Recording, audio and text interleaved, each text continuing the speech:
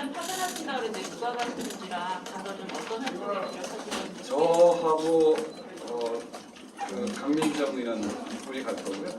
그리고 이제 담당하고 있는 이원정 국장 이렇게 같이 갈 생각이고요. 그리고 오늘 교섭이 진행되고 있습니다. 4자 간담회를 통한 교섭이 진행되고 있어서 그 사이에 진행되어지는 갈등 부분들을 조정도 하고 이게 간담회 형식으로 하고 있거든요.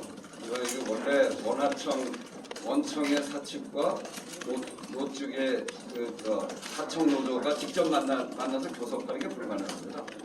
그래서 간담회 형식으로 하고 있어서 간담회 형식에서는 말을 다 못하는 부분이 있을 수 있기 때문에 거기에서 갈등 있는 부분들에 대해서는 정치 공제도 하고 조정도 하고 이게 시간이 많지 않습니다.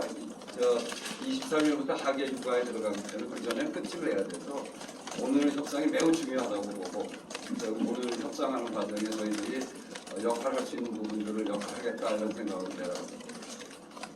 사실 지금 가장 기명됩니다. 가장 우려되는 것은 아까 우리 우원식 단장님도 말씀하셨지만 공권력이 투입되거나 그와 유사한 꼼수를 통해서 사실상 공권력이 집행되는, 그래서 현장에 충돌이 일어나서 이것이 정부 초기에 어떤 자신들의 그런 지지율 하락이나 국정 운영의 이 국면 전환을 모색하는 그런 이제 이 일종의 희생양이 될까, 이런 이제 사실 저희들 걱정이 많이 됩니다.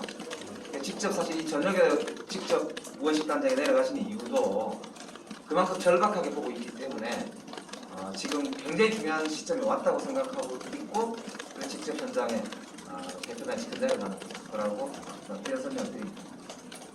거기 현장을 보면 밑에 한 분이 1m 감옥 안에 들어가 있고 그리고 직각으로 서 있는 높은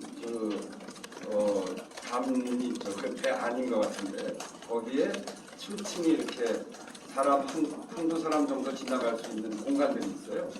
난간이 있고 그거를 올라가려면 직각 사다리를 타고 이렇게 올라가야 돼요. 근데 그 안에 공간이 넓지 않기 때문에 그거를 강제 진압을 한다면 거기서 최루탄을 쏜다거나 공권력이 투입된다거나 이렇게 해야 되는데 그럼 그 사람들이 피할 데가 없어요. 그러면 그 정말 아주 극단적인 상황이 발생될 가능성이 굉장히 높은 장소입니다. 근데 그런 점에서 공권력 투입을 하는 건 정말 최악의 수가 될 텐데 그런 일은 절대로 있어서는 안 되고 오늘 있는 사자 간담회를 통한 타협이 이루어질 수 있도록 하는 일이 지금으로서는 오늘 저녁 내일 아침까지가 굉장히 중요한 시기라고 봐서 내려가서 역할을 하겠다 이런 생각입니다. 네.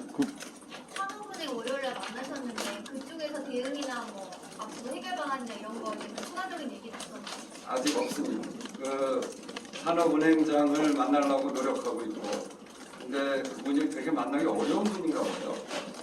아직 대답이 없습니다. 근데 어차피 이 상황이 잘 정리되지 않으면 국회에 와서 이야기해야 되지 않겠어요? 저희로서는 이게 을지로위원회도 그렇고 우리 당도 그렇고 여러 사람들이 참여해서 함께 하는 거기 때문에 국회가 열리게 되면 아마 여러 상임위에서 이 문제에 대해서 이야기할 수밖에 없을 텐데 그렇게 복잡하게 가기보다는 빨리 나서서 문제를 해결하기 위해서 노력하는 게 훨씬 더 좋은 선택이 될 겁니다. 하는 회장이 만남을 지금 거부하고 있는 상황이죠. 그래서 연락이 없으니까요. 요청을 하셨는데 연락이 없는 네. 거예요. 제가 봤을 때는 수석 부행장만 나왔어요. 자리를 피했다고 저는 듣고 있고 그 다음에 다시 자리 만나는 걸 요청을 했는데 연락이 없어요. 조만간 공권력을 투입할 것으로 그런 좀 예상을 하고 계십니까? 워낙 그쪽에서 공권력 투입할 것 같은 험악한 얘기를 많이 했습니다. 그렇게 느껴지는 거예요. 대통령도 그런 것을 안 했잖아요. 그래서 너무나 큰 우려가 있는 거죠. 그리고 어쨌든 행안부 장관이 다녀갔잖아요. 그게 하나의 사전 조치 뭐 이런 우리는 뭐 얘기할 거 했다, 가족도 갔다 뭐 이런 군수 삼을 가능성이 높다고 보여지는 거죠. 그리고 워낙에 뭐 지지율이 떨어지고 여러 가지 구조가 많으니까 김용대 의원이 말씀하신 것처럼 그랬을 때에 국민 재난용으로 사용하지 않을까 하는 우려가 있는 거죠. 오늘 하시는 거 혹시 노동자 측에서 노조 측에서 먼저 요청을 아니 그런 게 아니에요.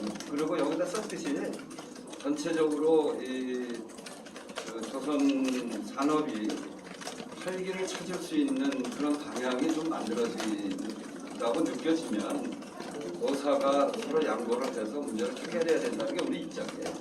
그러니까 이제 활기를 찾자는 이야기는 앞서도 얘기했지만 구조적으로 일하는 사람들의 임금이 너무 낮아요. 그래서 숙련된 노동자들이 여기 있기보다는 건설 현장으로 간다거나 60%로 가려고 하거든요. 그러니까 이 수준을 많이 했는데 일할 사람이 없는 게 지금 조선업의 가장 큰 문제예요. 그러니까 그거가 개선될 소지가 좀 있으면 그러면 서로 양보를 해서 문제를 풀어야 된다. 이렇게 그런 입장을 갖고 있어서 누가 요청해서 가는 게 아니에요. 이게 월급 문제로 접근하기보다 앞서 말씀하신 것처럼 조선업이 굉장히 불황일 때 생겼던 문제를 이제 화랑이 돼서 엄청난 수주를 했는데 조선 산업 자체가 유지가 돼야 될 거예요. 지속 가능하게. 그러려면 노동자가 있어야 가능하죠. 근데 그거를 이렇게 풀지 않고 뭐 외국인 노동자를 쓰게 해달라 한식적으로 그런 방식으로 하게 되면 그러면 우리가 만든 배 자체의 품질의 문제가 생기고 중국의 조선 업계가 했던 것처럼 어느 바다 한가운데 문제 생겨버리면 어떡해요. 그렇게 해서 중국의 조선 수주가 갑자기 다 급락해버렸잖아요. 우리나라도 그런 일이 반복될 수 있으니까 어쨌든 숙련 노동자들을 적절하게 대우를 해줘야만 이 산업이 지속 가능하다. 근데 그걸 지금 그렇게 비용이 많이 손해가 난다고 하면 그걸 차라리 임금을 했으면 손해도 안 나고 일도 빨리 가고 더 숙련 노동자들이 더 들어와서 품질도 좋아지고 근데 그걸 어쨌든 누군가가 정부가 그걸 조정을 해줘야 되거든요. 협력, 그러니까 협의를 하게 만들어야 되고 근데 그걸 좀 손놓고 있으면서 공권력 얘기를 하니까 네, 저희가 시간이 많지 않아요. 이게 구조적 문제고 성명서에서도 제도 개선 과제 못 하겠다고 했는데 최우선 과제, 입법 과제로 생각하시는 거나 아니면 향후 스텝 준비하시는 것도 있을까요? 그거는 저희들이 요거 협상을 진행하는 과정에 지금 이제 그런 틀을 짜서 논의하자고 하는 거고 이제 전반적으로 검토해가면서 그거에 대해서는 저희들 후에서 말씀드리겠습니다. 그러면 타결이 될 때까지 계속 거기 계시는 건가요? 아니면 아니 일단 내려가서 오늘 타결을 할 수 있도록 최선을 다하겠다는 것이 뭐 계속 내려가겠다는 이야기는 아닙니다. 사실 그 협상을 보면 그 노조 측에서는 최초에 임금을 30% 인상을 요구했다가 사실 10%까지 내려왔잖아요. 네, 네. 근데 사실 이것까지 협상을 해버리면 아까 이제 둘이 서로 양보해야 된다고 하는데 이게 노조 측에서는 임금 10% 인상까지 양보할 수가 없는 영역 아닌가요? 그러니까 노조가 많이 양보했잖아요. 네. 10%가 아니고 5% 플러스 10%잖아요. 네. 그렇게 많이 양보했고 또 이제 그런 속에서 풀어 나가는 거니까 그러니까 그거는 여기서 다 볼 수가 없을 거예요. 어떤 내용들이 좀 더 디테일하게 진행되고 있는지를 봐야 되는 건데 원래 악마는 디테일에 있다고 그러잖아요. 그래서 현장에 내려가려고 그래요. 그 대통령이 어제 기다릴 만큼 기다렸고 이제 국민들도 이렇게 하는 거는 더 이상 용납하지 않을 것이라는 그런 표현을 쓴 거에 대해서는 어떻게 보시는지? 그거는 사실은 대통령이 현장을 잘 모르시는 이야기 같아요. 현장 파악을 좀 제대로 하셔야 되는데 중간에 이 파업이 일어나는 과정에 우리 노동부 노동지청이 오자 간담회를 제안했어요. 노동지청이 중심이 돼서 원하청에 노사가 같이 간담회를 하자. 그건 법적으로 할 수 있는 거기 때문에 그렇게 제안했거든요. 원청이 거부했어요. 원청은 하청 노조하고 만나면 안 된다. 그렇게 해서 거부하고 있는 상태에 우리가 내려간 겁니다. 지난번에. 내려가서 이제 제가 법적으로 문제가 없다. 노동지청이 이야기한 게 법을 위반하는 제안을 했겠냐. 그리고 두 번째, 노동법에 따른 교섭은 원하청이 같이 만나서 하면 안 되지만 간담회를 하는 건 얼마든지 가능하기 때문에 정말 무릎을 맞대고 애로사항을 서로 청취하기 위해서 간담회를 해라. 그래서 오자 간담회를 거기서 다시 제안했어요. 그래가지고 간담회가 시작된 지 5일 됐어요. 그러니까 대화에 안 나온 거는 원청이에요. 그런데 더 나아가면 오자 간담회를 해야 되는데 노동부가 빠졌어요. 노동지청이. 4자 간담회로 진행이 되고 있어요. 그러니까 노동지청이 제안한 방식의 대화가 시작되는데 노동지청은 빠진 거예요. 그러니까 우리 정부가 이건 나가지 말라고 한 거라고 밖에 이해가 안 된단 말이에요. 누가 대화를 거부하고 있는지 그거는 현장에 가보면 그냥 알 수 있는데 대통령께서 현장도 모르면서 그런 얘기하는 거는 진짜 잘못했는지 누가 보고를 잘못했는지 아니면 그런 선입견을 갖고 계신 건지 알 수는 없지만 그거는 잘못된 얘기입니다. 근데 그렇게 얘기하는 근거가 한 말씀 드리고 싶은데요.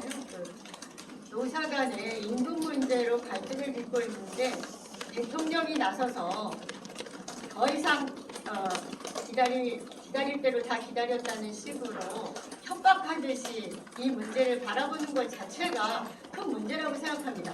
정말로 오랫동안 기다린 것은 대통령이 아니라 노동자들입니다.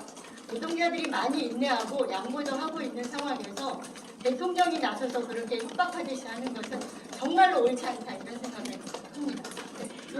한 가지만 더 여쭤봤으면 하는데 그렇게 얘기하고 있는 근거가 불법에 대한 엄정 대응을 하기 위해서라고 했는데 실제로 현장에서 노동자 그 하청 지회에서 이렇게 불법을 저지르고 있는 게 이렇게 많이 있다고 보시는지. 그러니까 이 파업 자체는 합법적으로 진행되고 있는 겁니다. 그래서 파업 자체가 불법 파업이다 이렇게 볼 수는 없고 생산 현장을 점거하고 있는데 그게 지난번에 소송에서 그거는 잘못됐다 이렇게 지금 지적되고 있죠. 근데 그 부분에 대해서는 현장 시설을 점검한 거에 대해서는 지난 소송 과정에서 문제가 있다 이렇게 지적된 걸로 알고 있습니다. 그 6,600억에 손실이 나고 있다는 것도 그것도 사실이라고 볼 수 있는지 어떻게 그건 보시나요? 잘 모르겠어요. 그건 회사 쪽 이야기니까. 그런데 생산이 중단되고 있으니까 상당한 그 손실이 나고 있는 건 맞을 거예요. 고맙습니다. 고맙습니다.